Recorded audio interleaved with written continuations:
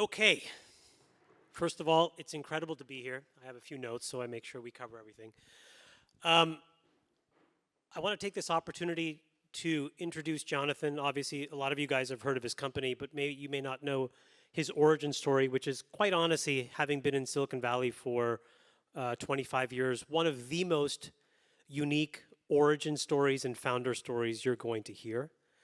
We're going to talk about some of the things that he's accomplished both at Google and Groq. We're going to compare Groq and Nvidia because I think it's probably one of the most important technical considerations that people should know. We'll talk about the software stack, and we'll leave with a few data points and bullets, which I think are pretty impressive. So I want to start by something that you do every week, which is you typically tweet out some sort of developer metric. Where are you as of this morning, and why are developers so important? So we're at, can you hear me? Try this one. Testing. Yeah. Perfect. So we are at 75,000 developers, and that is slightly over 30 days from launching our developer console. For comparison, it took Nvidia 7 years to get to 100,000 developers, and we're at 75,000 in about 30-ish days. So the reason this matters is the developers, of course, are building all the applications, so every developer is a multiplicative effect on the total number of users that you can have, but it's all about developers.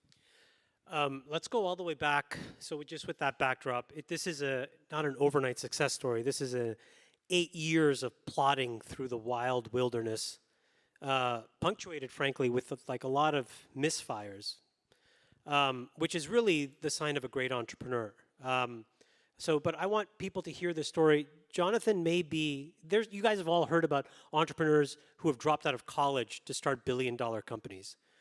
Jonathan may be the only high school dropout to have also started a billion-dollar company.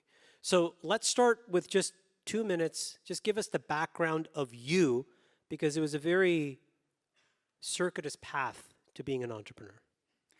So I dropped out of high school, as mentioned, and I ended up getting a job as a programmer. And my boss noticed that I was clever and told me that I should be taking classes at a university despite having dropped out of college. So unmatriculated, I didn't actually get enrolled. I started going to Hunter College as a side thing. And then I sort of fell under the wing of one of the professors there, did well, transferred to NYU, and then I started taking PhD courses, but as an undergrad, and then I dropped out of that. So do you technically have a high school diploma? No. Okay, this is perfect. Nor do I have an undergrad degree, but yeah. So from NYU, how did you end up at Google? Well, actually, if it hadn't been for NYU, I don't think I would have ended up at Google, so this is interesting, even though I didn't have the degree. And I happened to go to an event at Google, and one of the people at Google recognized me because they also went to NYU, and then they referred me. So you can make some great connections in university, even if you don't graduate. But it was one of the people that I was taking the PhD courses with. And when you first went there, sort of what kind of stuff were you working on? Ads, but testing. So we were building giant test systems.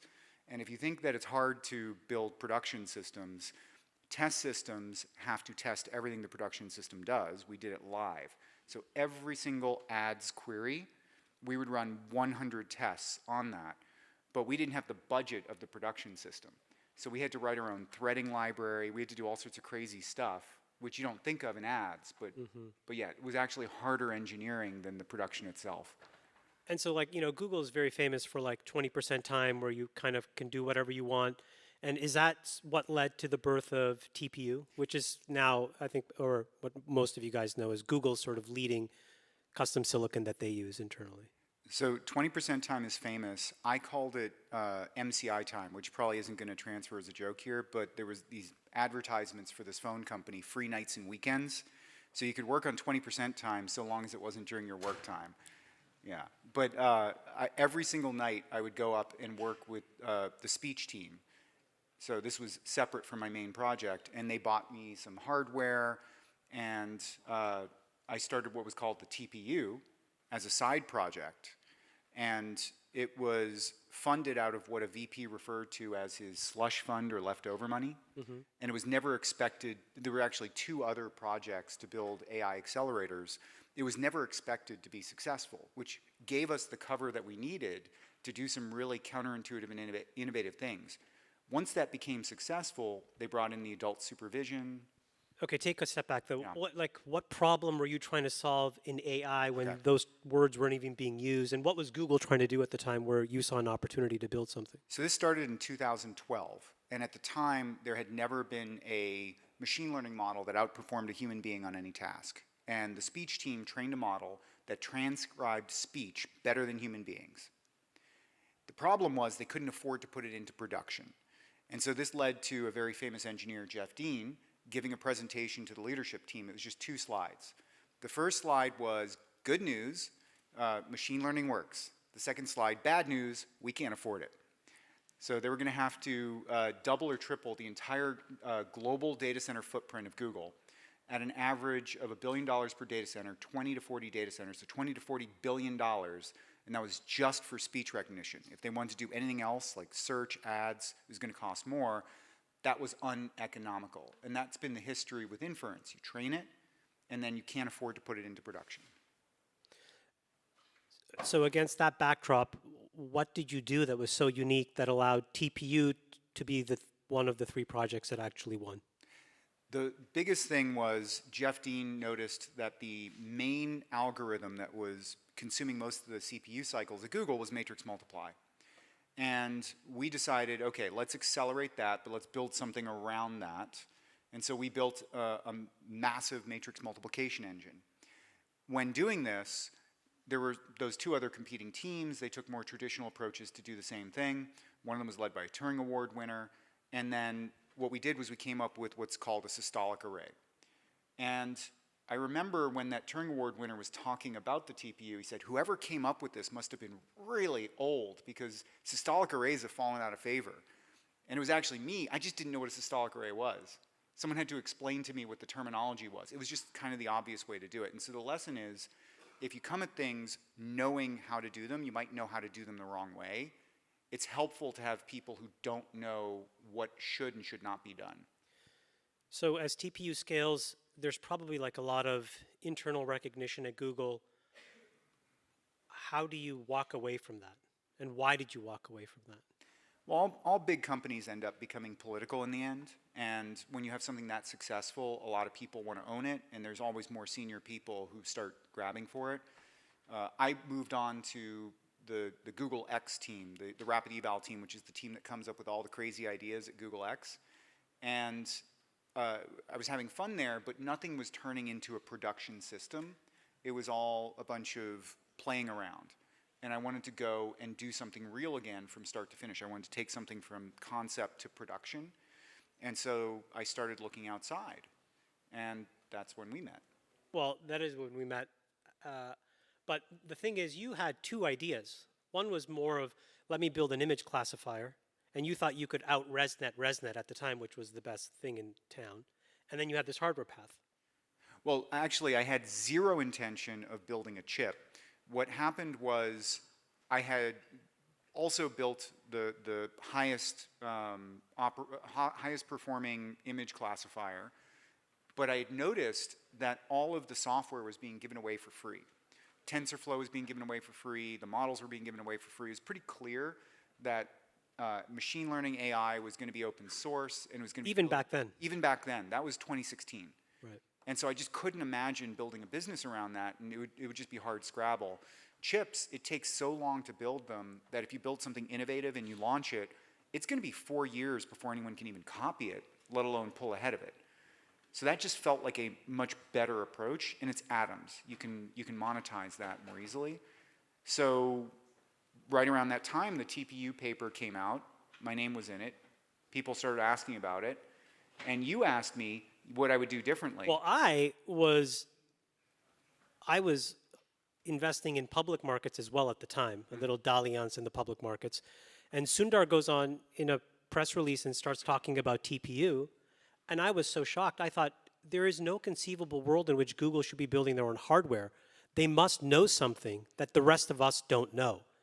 And so we need to know that so that we can go and commercialize that for the rest of the world. And I probably met you a few weeks afterwards. And that was probably the fastest investment I'd ever made. I remember the key moment is you did not have a company. Right. And so we had to incorporate the company after the check was written, which is always either a sign of complete stupidity or in 15 or 20 years you'll look like a genius. But the odds of the latter are quite small. Okay, so you start the business. Tell us about the design decisions you were making in Groq at the time, knowing what you knew then. Because at the time is very different from what it is now. Well, again, when we started fundraising, we actually weren't even 100% sure that we were going to do something in hardware. But it was something that I think you asked, Chamath, which is, what would you do differently? And my answer was the software. Because the big problem we had was we could build these chips in Google, but programming them, every single team at Google had a dedicated person who was hand optimizing the models. And I'm like, this is absolutely crazy. Right around then, we had started hiring some people from Nvidia, and they're like, no, you don't understand. This is just how it works. This is how we do it too. We've got these things called kernels, CUDA kernels, and we hand optimize them. We just make it look like we're not doing that. But the scale, like all of you understand algorithms and big O complexity. That's linear complexity. For every application, you need an engineer. Nvidia now has 50,000 people in their ecosystem. How does and these are like really low-level kernel writing, assembly writing hackers who understand GPUs and ML and everything. Not going to scale. So we focused on the compiler for the first 6 months. We banned whiteboards at Groq because people kept trying to draw pictures of chips. Like, yeah. So why is it that LLMs prefer Groq? Like, what was the design decision, or what happened in the design of LLMs? Some part of it is skill, obviously, but some part of it was a little bit of luck. But what exactly happened that makes you so much faster than NVIDIA, and why there's all of these developers? What is the crux of it was we didn't know that it was going to be language. But the inspiration, the last thing that I worked on was getting the AlphaGo software, the Go playing software at DeepMind, working on TPU. And having watched that, it was very clear that inference was going to be a scaled problem. Everyone else had been looking at inference as you take one chip, you run a model on it, it runs whatever. But what happened with AlphaGo was we ported the software over, and even though we had 170 GPUs versus 48 TPUs, the 48 TPUs won 99 out of 100 games with the exact same software. What that meant was compute was going to result in better performance. And so the insight was, let's build scaled inference. So we built in the interconnect, we built it for scale, and that's what we do now. When we're running one of these models, we have hundreds or thousands of chips contributing, just like we did with AlphaGo, but it's built for this as opposed to cobbled together. I think this is a good jumping off point. A lot of people, and I think this company deserves a lot of respect, but NVIDIA has been toiling for decades. And they have clearly built an incredible business. But in some ways, when you get into the details, the business is slightly misunderstood. So can you break down, first of all, where is NVIDIA natively good, and where is it more trying to be good? So natively good, the classic saying is you don't have to outrun the bear, you just have to outrun your friends. So NVIDIA outruns all of the other chip companies when it comes to software. But they're not a software-first company. They actually have a very expensive approach, as we discussed. But they have the ecosystem. It's a double-sided market. If you have a kernel-based approach, they've already won. There's no catching up. Hence why we have a kernel-free approach. But the other way that they're very good is vertical integration and forward integration. What happens is NVIDIA over and over again decides that they want to move up the stack, and whatever their customers are doing, they start doing it. So for example, I think it was Gigabyte or one of these other PCI board manufacturers who recently announced, even though 80% of their revenue came from NVIDIA, NVIDIA boards that they were building, they're exiting that market because NVIDIA moved up and started doing a much lower margin thing. And you just see that over and over again. They started building systems. Yeah, I think the other thing is that NVIDIA is incredible at training. And I think the design decisions that they made, including things like HBM, were really oriented around a world back then, which was everything was about training. There weren't any real world applications. None of you guys were really building anything in the wild where you needed super fast inference. And I think that's another. Absolutely. And what we saw over and over again was you would spend 100% of your compute on training.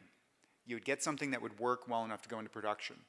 And then it would flip to about 5 to 10% training and 90 to 95% inference.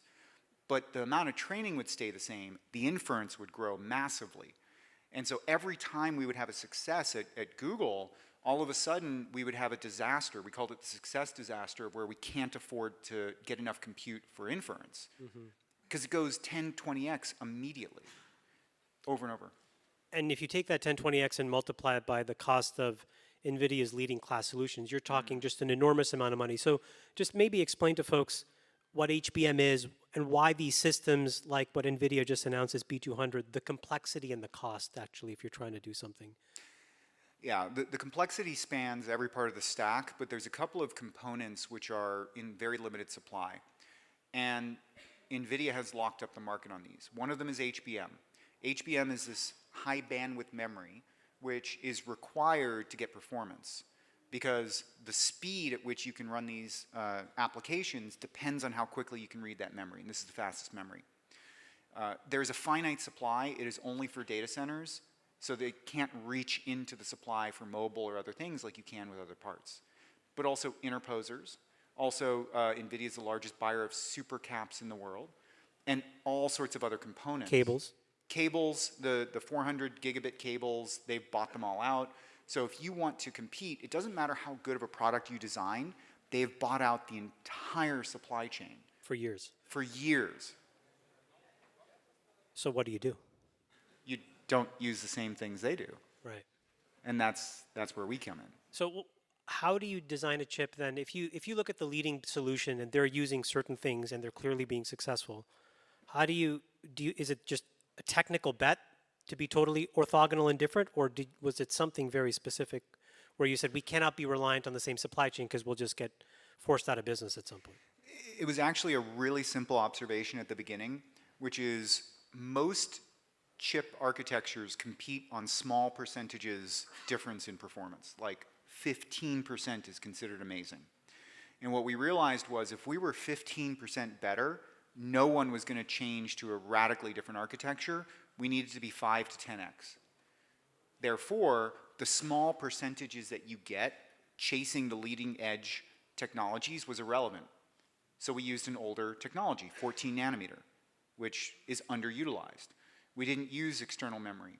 We used older interconnect because our architecture needed to provide the advantage, and it needed to be so overwhelming that we didn't need to be at the leading edge. So how do you measure sort of speed and value today? And just give us some comparisons for you versus some other folks running what these guys are probably using, Llama, Mistral, et cetera. Yeah, so we run, we compare on two sides of this. One is the tokens per dollar, and one is the tokens per second per user. So tokens per second per user is the experience. That's the differentiation. And tokens per dollar is the cost. And then also, of course, tokens per watt, because power is very limited at the moment. Right. If you were to compare us to GPUs, we're typically 5 to 10x faster, apples to apples, like without using speculative decode and other things. So right now, on a 180 billion parameter model, we run about 200 tokens per second, which I think is less than 50 on the next generation GPU that's coming out. From Nvidia. From Nvidia. So your current generation is 4x better than the B200. Yeah, yeah. And then in total cost, we're about 1/10 the cost versus a modern GPU per token. I want that to sink in for a moment. 1/10 of the cost. Yeah, I mean, I think the value of that really comes down to the fact that you guys are going to go and have ideas, and especially if you are part of the venture community and ecosystem and you raise money, folks like me who will give you money will expect you to be investing that wisely. Last decade, we went into a very negative cycle where almost 50 cents of every dollar we would give a startup would go right back into the hands of Google, Amazon, and Facebook. You're spending it on compute and you're spending it on ads. This time around, the power of AI should be that you can build companies for 1/10 or 1/100th of the cost, but that won't be possible if you're, again, just shipping the money back out, except just now, in this case, to Nvidia versus somebody else. So we will be pushing to make sure that this is kind of the the low cost alternative that happens. So Nvidia had a huge splashy announcement a few weeks ago.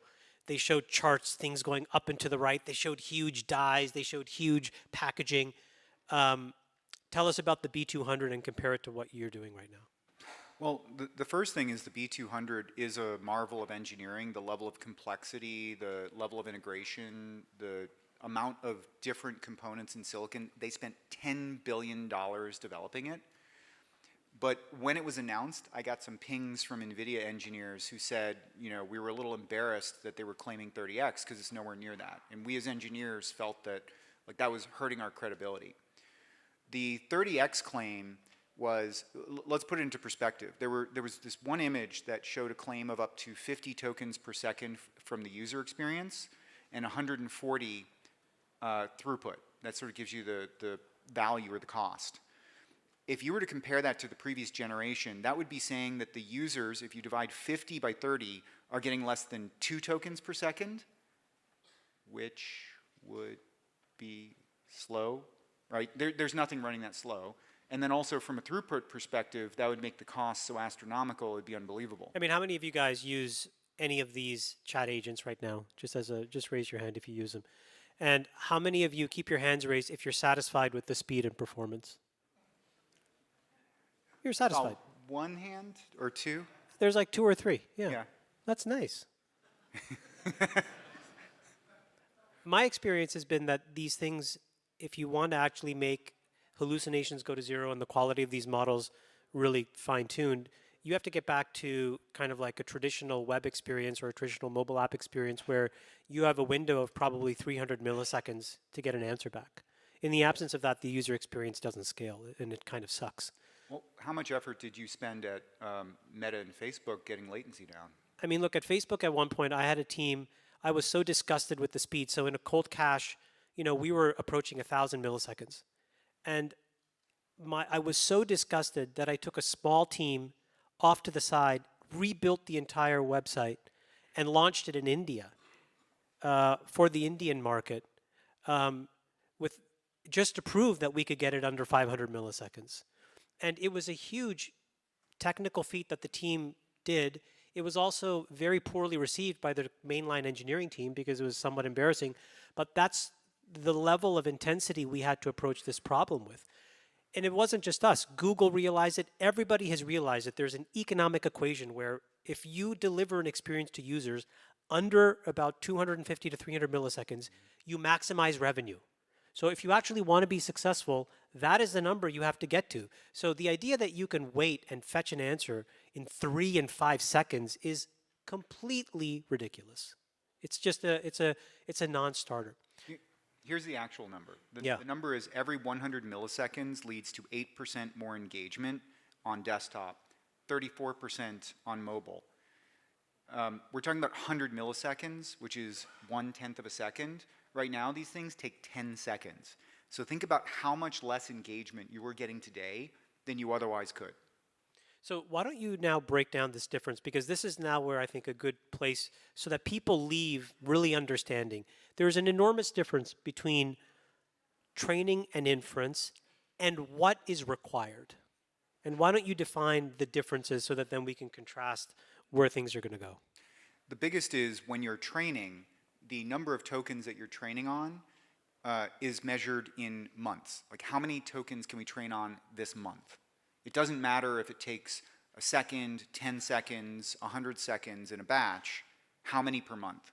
In inference, what matters is how many tokens you can generate per millisecond or a couple of milliseconds. Right. It's not in seconds, it's not in months. Is it fair to say then that NVIDIA is the exemplar in training? Yes. And then is it fair to say that there really isn't yet the equivalent scaled winner in inference? Not yet. And do you think that it will be NVIDIA? I don't think it'll be NVIDIA. Yeah, but specifically, why do you not think it won't work for that market, even though it's clearly working in training? In order to get the latency down, what we had to do we had to design a completely new chip architecture. We had to design a completely new networking architecture, an entirely new system, an entirely new runtime, an entirely new compiler, an entirely new orchestration layer. We had to throw everything away. And it had to be compatible with PyTorch and what other people actually develop in. Now we're talking about innovator's dilemma on steroids. It's hard enough to give up one of those, which if you were to do one of those successfully would be a very valuable company, but to throw all 6 of those away is nearly impossible. And also you have to maintain what you have if you want to keep training. Right. And so now you have to have a completely different architecture for networking, for training versus inference, for your chip, for networking, for everything.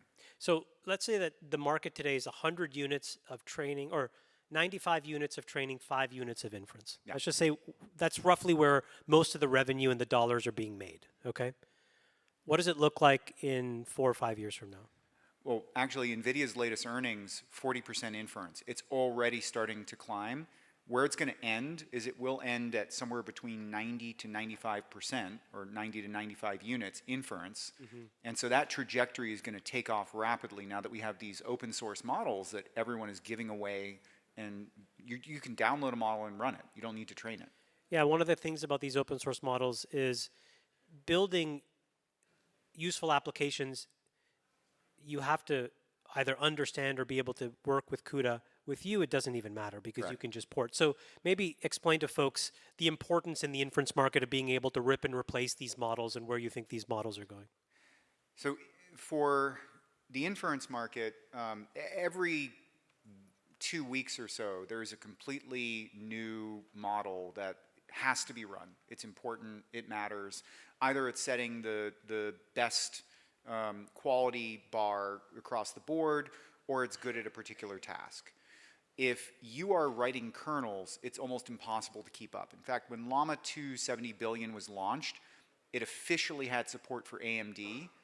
However, the first support we actually saw implemented was after about a week, and we had it in, I think, 2 days.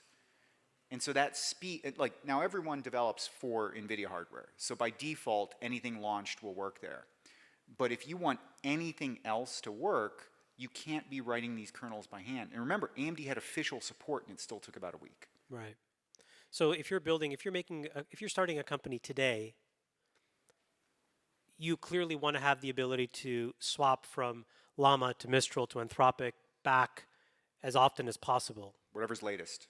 And just as somebody who sees these models run, do you have any comment on the quality of these models and where you think some of these companies are going, or what you see some doing well versus others? So they're all starting to catch up with each other. You're starting to see some leapfrogging. It started off with GPT-4 pulling ahead, and it had a lead for about a year over everyone else. And now, of course, Anthropic has caught up. We're seeing some great stuff from Mistral. But across the board, they're all starting to bunch up in quality.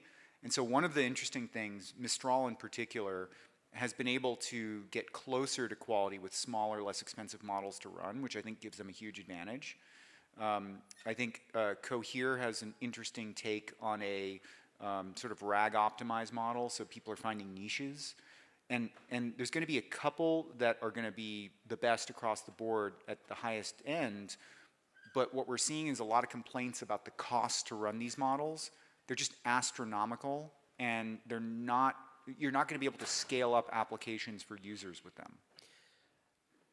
OpenAI has published or has disclosed, as has Meta, as has Tesla and a couple of others, just the total quantum of GPU capacity that they're buying. And you can kind of work backwards to figure out how big the inference market can be, because it's really only supported by them as you guys scale up. Can you give people a sense of the scale of what folks are fighting for?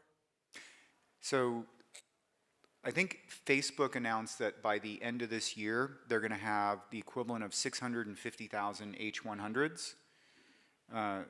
By the end of this year, Groq will have deployed 100,000 of our LPUs, which do outperform the H100s on a throughput and on a latency basis. So we will probably get pretty close to the equivalent of Meta ourselves. By the end of next year, we're going to deploy 1.5 million LPUs. For comparison, Last year, Nvidia deployed a total of 500,000 H100s. So 1.5 million means that Groq will probably have more inference generative AI capacity than all of the hyperscalers and cloud service providers combined. So probably about 50% of the inference compute in the world. That's just great. Tell us about team building in Silicon Valley. How hard is it to get folks that are real AI folks in the backdrop of you could go work at Tesla, you could go work at Google, OpenAI, all these people we are hearing multi-million-dollar pay packages that rival, playing professional sports. Like, what is going on in finding the people? Now, by the way, you had this interesting thing because your initial chip, you were trying to find folks that knew Haskell, and so just tell us, like, how hard is it to build a team in the Valley to do this? Impossible. So if you want to know how to do it, you have to start getting creative, just like anything you want to do well. Don't just compete directly. But yeah, these pay packages are astronomical because everyone views this as a winner-take-all market. I mean, like, just that's it. It's not about, am I going to be number 2? Am I going to be number 3? They're all going, I got to be number 1. So if you don't have the best talent, you're out. Now, here's the mistake.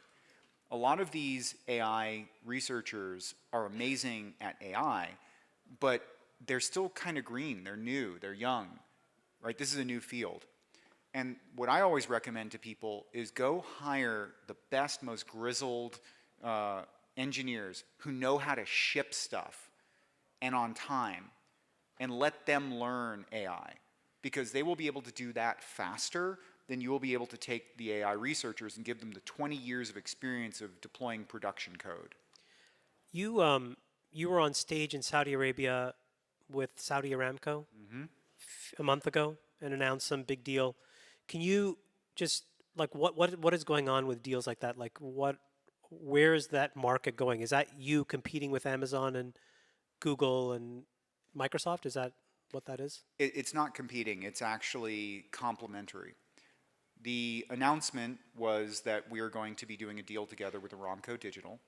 And we haven't announced how large exactly, but it will be large in terms of the amount of compute that we're going to deploy. And in total, we've done deals that get us to past 10% of that 1.5 million LPU goal. And of course, the hard part is the first deals. So once we announce that, a lot of other deals are now coming through. But yeah, go ahead. So no, I was just signaling to him. So the scale of these deals is that these are larger than the amount of compute that Meta has, right?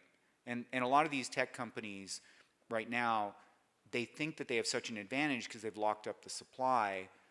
They don't want it to be true that there is another alternative out there. And so we're actually doing deals with folks where they're going to have more compute than a hyperscaler. Right. That's a crazy idea. Yeah. Last question. Everybody's worried about what AI means. You've been in it for a very long time. Just end with your perspectives on what we should be thinking and what your perspectives are on the future of AI, our future jobs, all of this typical stuff that people worry about. So I get asked a lot, should we be afraid of AI? And my answer to that is, if you think back to Galileo, someone who got in a lot of trouble. The reason he got in trouble was he invented the telescope, popularized it, and made some claims that we were much smaller than everyone wanted to believe. We were supposed to be the center of the universe, and turns out we weren't. And the better the telescope got, the more obvious it became that we were small. And in a large sense, large language models are the telescope for the mind. It's become clear that intelligence is larger than we are. And it makes us feel really, really small. And it's scary. But what happened over time was, as we realized the universe was larger than we thought, and we got used to that, we started to realize how beautiful it was and our place in the universe. And I think that's what's going to happen. We're going to realize intelligence is more vast than we ever imagined, and we're going to understand our place in it. And we're not going to be afraid of it. That's a beautiful way to end. Jonathan Ross, everybody. Thanks, guys. You.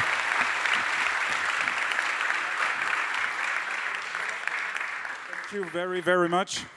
I was told Groq means to understand deeply with empathy. That was embodying this definition.